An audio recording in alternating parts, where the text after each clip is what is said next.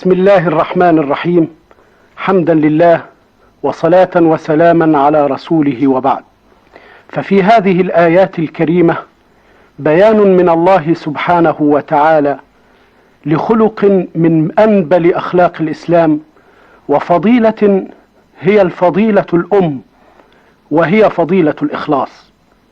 وقد بدأ حديث القرآن الكريم عن الإخلاص مبتدئا بالأساس وسائرا على منهج قويم، ثم منتهيا بنتيجة واحدة.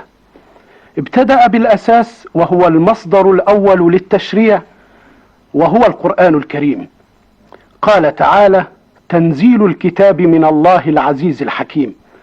وقد آثر التعبير بهاتين الصفتين الكريمتين ليبين أثرهما في الكتاب الكريم، وأن لهاتين الصفتين أثرا واضحا، فإن الكتاب من عند الله، وإن الله هو العزيز وهو الحكيم. وما دام الكتاب كذلك فإنه يشتمل على قوانين السعادة لبني البشر دنيا وأخرى. ثم بعد أن بين شأن الكتاب المنزل، بين شأن من نزل عليه الكتاب وهو الرسول صلى الله عليه وسلم، وأن الكتاب نزل عليه بالحق، إنا أنزلنا إليك الكتاب بالحق. ثم رتب على ذلك كله إخلاص العبادة لله وإخلاص الدين كله لله، فاعبد الله مخلصا له الدين، ألا لله الدين الخالص.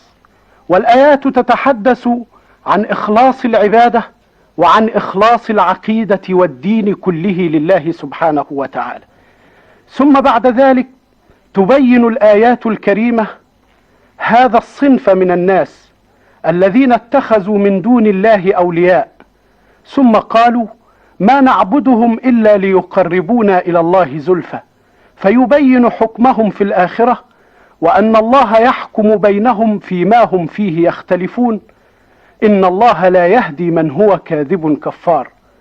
أما أولئك الذين أثاروا شبها عديدة حول وحدانية الله سبحانه، وحاولوا أن يقولوا إن الله قد اتخذ ولدا، فإن الآيات الكريمة ردت عليهم ردا مفحما. لو أراد الله أن يتخذ ولدا لاصطفى مما يخلق ما يشاء، سبحانه هو الله الواحد القهار.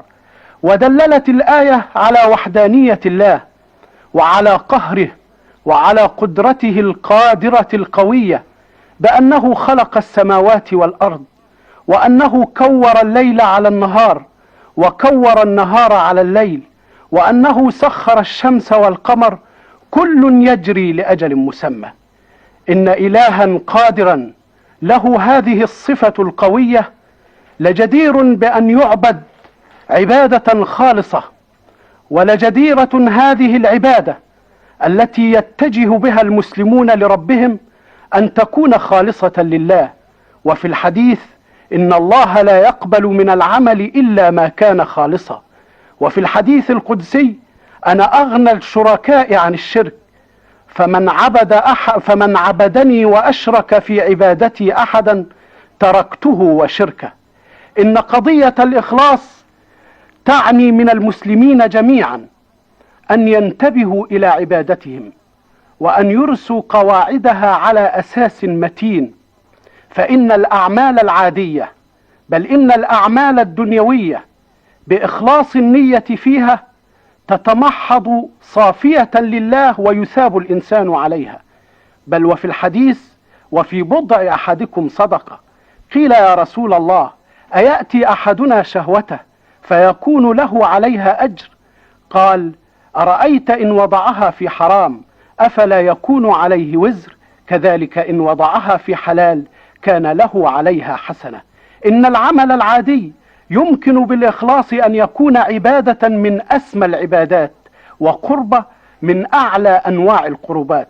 وعلى العكس، فإن العبادات الكثيرة يمكن أن تتحول إلى هباء ولا وزن لها ولا قيمة إذا خلت عن جوهر الإخلاص. فالصلاة مثلا عبادة من أسمى أنواع العبادات، بل هي الصلة بين العبد وربه، لكنها إن أداها صاحبها مراءة للناس ونفاقا وخلت عن جوهر الإخلاص أصبح لصاحبها الويل، فويل للمصلين الذين هم عن صلاتهم ساهون، الذين هم يراءون ويمنعون الماعون.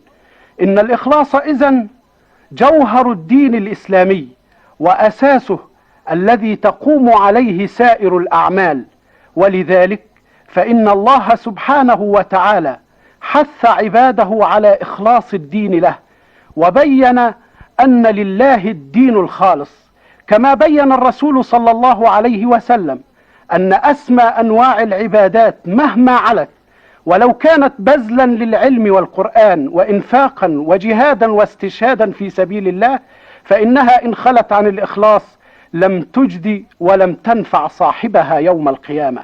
ففي الحديث الصحيح الذي رواه الإمام مسلم إن أول من يقضى عليه يوم القيامة 3 نفر: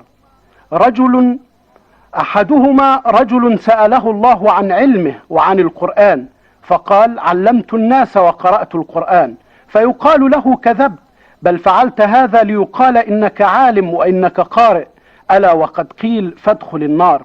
وآخر يسأله الله عن ماله فيقول: أنفقت في سبيل الله، فيقال له: كذبت، إنما فعلت هذا ليقال كريم، ألا وقد قيل فادخل النار.